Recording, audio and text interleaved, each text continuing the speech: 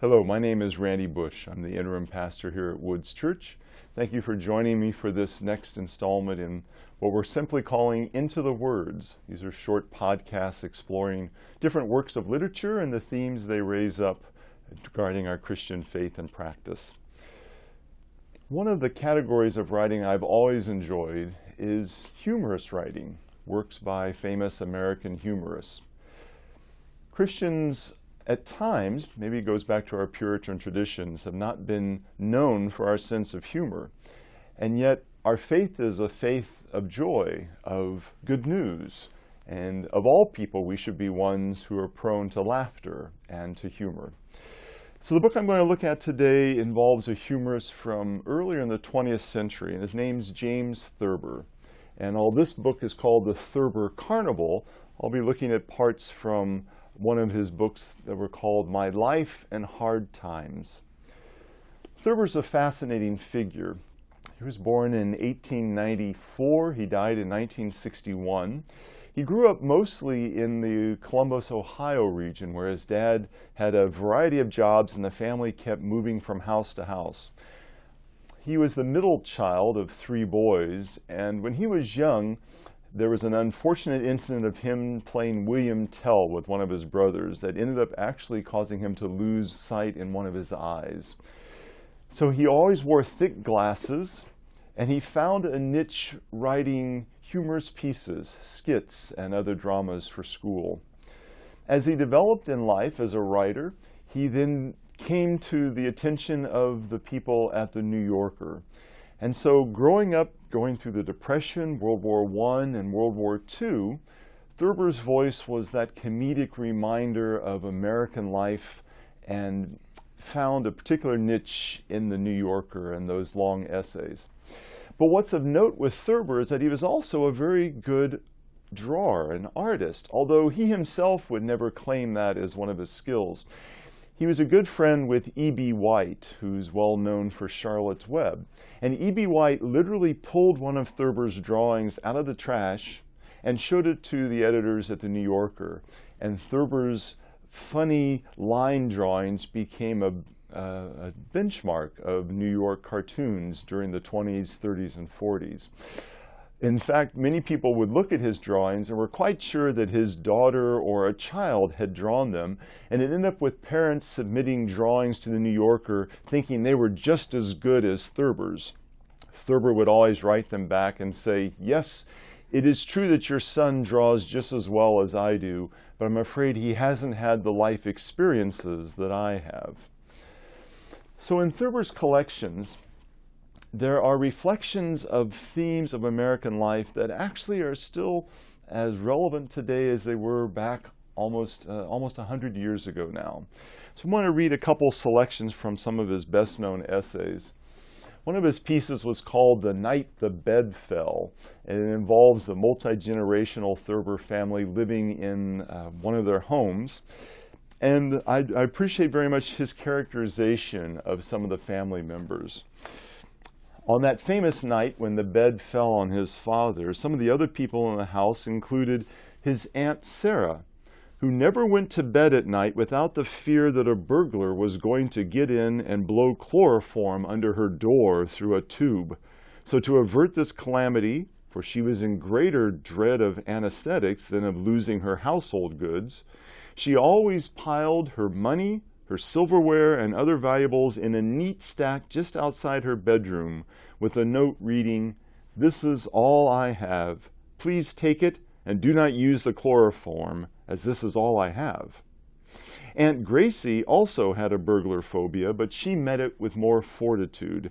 She was confident that burglars had been getting into her house every night for 40 years.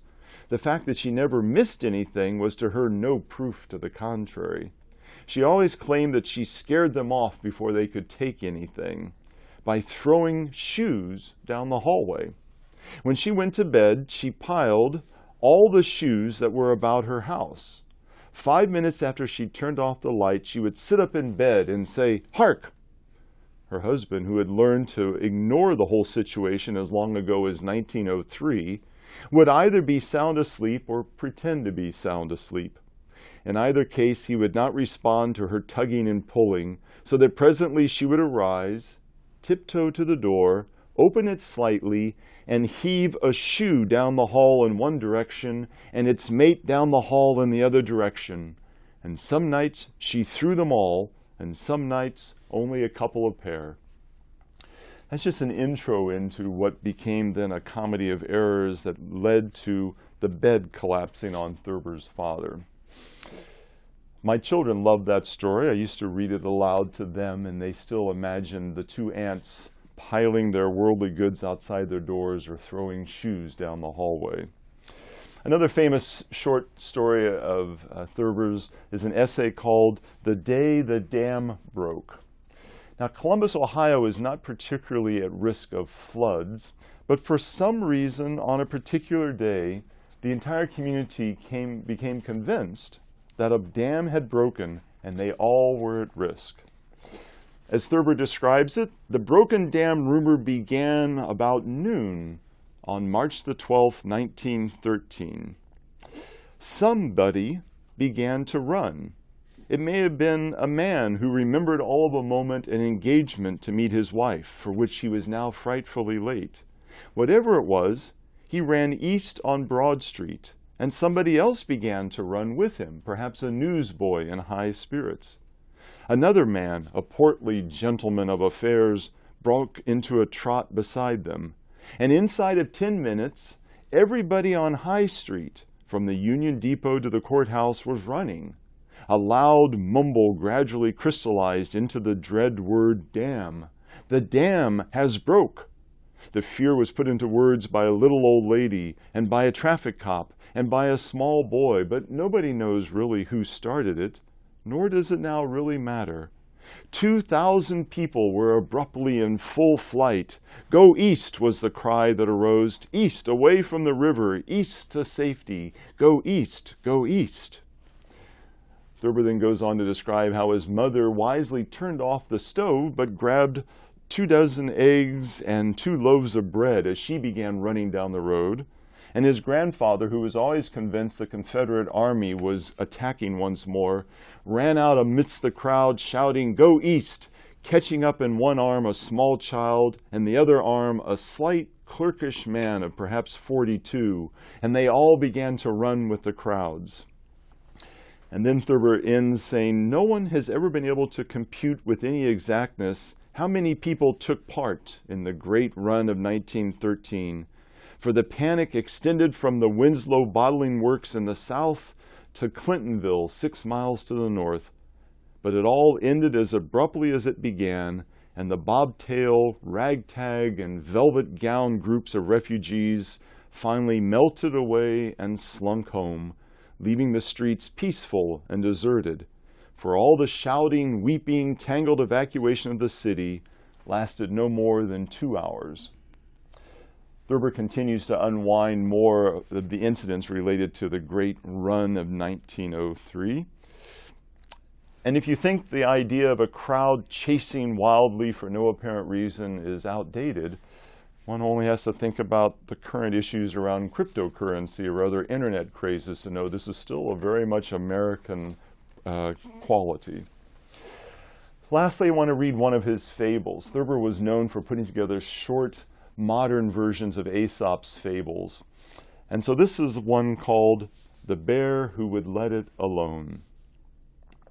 In the woods of the far west there once lived a brown bear who could take it or let it alone. He would go into a bar where they sold mead, a fermented drink made of honey, and he would have just 2 drinks. Then he would put some money on the bar and say, "See what the bears in the back room are having," and he would go home. But finally he took to drinking by himself most of the day and would reel home at night, knock over the umbrella stand, knock down the bridge lamps, and ram his elbows through the windows. And then he would collapse on the floor and lie there until he went to sleep. His wife was greatly distressed, and his children were very frightened. But at length the bear saw the error of his ways and began to reform. And in the end he became a famous teetotaler and a persistent temperance lecturer. He would tell everybody that came to his house about the awful effects of drink. and he would boast about how strong and how well he'd become since he gave up touching the stuff. And to demonstrate this, he would stand on his head and on his hands. He would turn cartwheels in the house, kicking over the umbrella stand, knocking down the bridge lamps, ramming his elbows through the windows, and then he would lie down on the floor, tired by his healthful exercise, and go to sleep.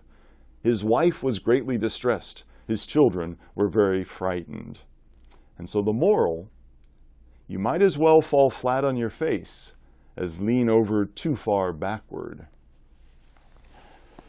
So in a day where people are prone either to excessive self-righteousness or being excessive reprobates, Thurber's moral still rings true.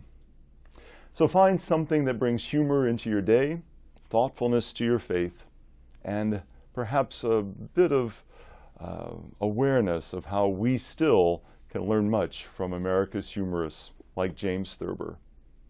Thank you for joining me for this segment of Into the Words.